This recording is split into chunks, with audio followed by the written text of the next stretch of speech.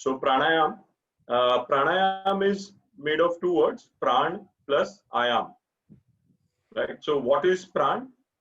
So first thing, I'll just say pran is not breath, because that's what it's typically seen as. So pran is not breath. So what is it? Pran is the life force. So pran is the life force. So all the movement in our body, be it external or internal, is driven by prana. So this is subtle. It's not, if you cut open the body, you won't find prana. Basically, prana will go. So there is nothing which you can see through the five or experience through the five senses. But this is the driving force, the life force behind those senses or anything, any movement. So be it breathing, digestion, excretion, speaking, hand movement, leg movement. So all that's happening inside, there is so much activity that's happening inside us that's driven by prana. So one simple thing, that's why it said it's the thing which differentiates a live person from a dead person, right? That's why, and we think of breath as that key thing. That's why we think of breath as being prana. So prana is not breath. Breath is a physical, one of the physical manifestations. Our digestive juices are equally due to prana. For example, the blink of an eye is due to prana. That's there. So every single movement in our system happens through prana. And the other important aspect of prana is that it's the connecting force. So what does it connect? It connects the mind and body. So it's the way that mind and body are connected. It's also the way we are connected with the larger universe, the universal system as it is. Right? So prana is also the connecting force. It connects us internally, as well as this is what connects us externally.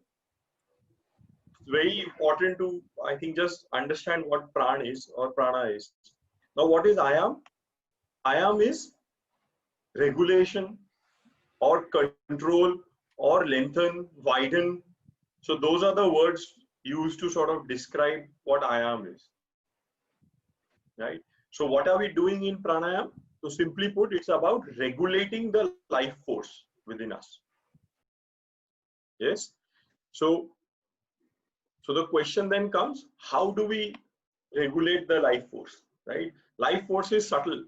Right? We can't directly access it right now. It's very hard to access sometimes. So what do? We use a proxy.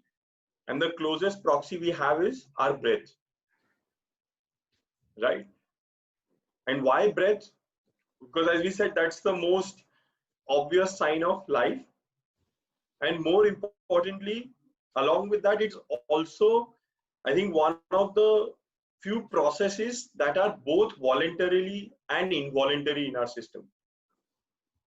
Right? So our hand movement, for example, is a process which is largely voluntary. So it happens when we choose for it to happen. Similarly, digestion is a process which is mostly involuntary. It happens on its own. But breathing is a process which happens on its own. But we also have a certain level of control, we can regulate our breath. So what do we try and do? We basically, in the pranayam processes or tools, we are using our breath as a means to access the prana and regulate that. Yeah. So that's the essence of, in some ways, of prana. What is the goal? The goal is to elongate, to make the breath regular, and also to elongate. So what that means is, we basically, our respiratory rate or our breathing rate decreases. So today, normally people would take anywhere between 12 to 20 breaths in a minute. That's our respiratory rate. Through pranayam, what happens? Yogis will in fact often move to stages where they take one breath in maybe in minutes or in an hour also.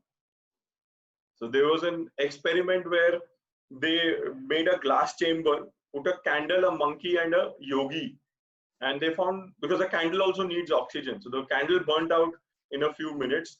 The monkey took maybe a little longer, like 5 minutes or so. The yogi went on for 45 minutes, 1 hour in that chamber and didn't need to breathe.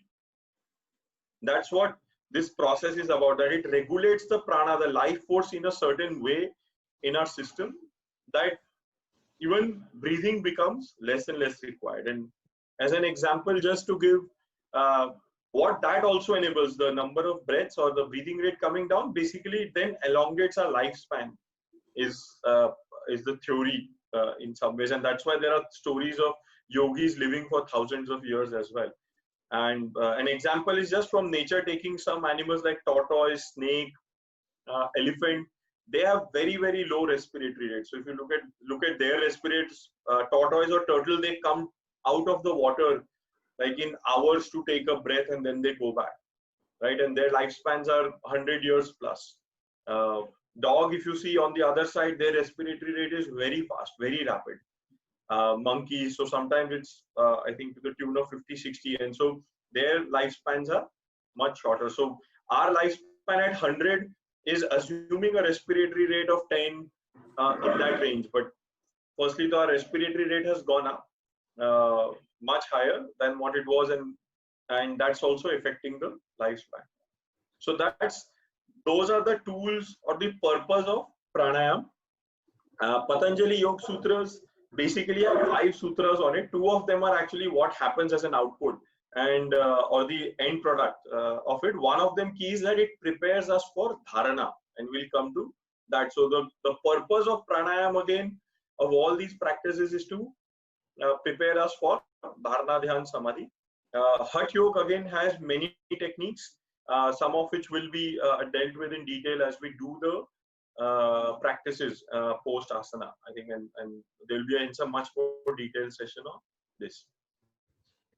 I think equally important, because we are dealing with life force here, there is a warning that do not take up pranayam practices unless learned properly under the supervision and guidance of somebody who has done this before. So there are so-called very safe practices which anybody can do anytime, but there are practices which need to be done right, otherwise they will just do the reverse. These are very potent things. So when people say yoga, Ayurveda, they don't have side effects, that's actually not correct, because done improperly, they can seriously derange our system. Our entire pranic, our life energy system can be deranged. Our digestion will go for a toss, our breathing rates will differ, our eyelids will fluctuate different. All our movements, our hands will go somewhere else where we want it to go. All that can happen.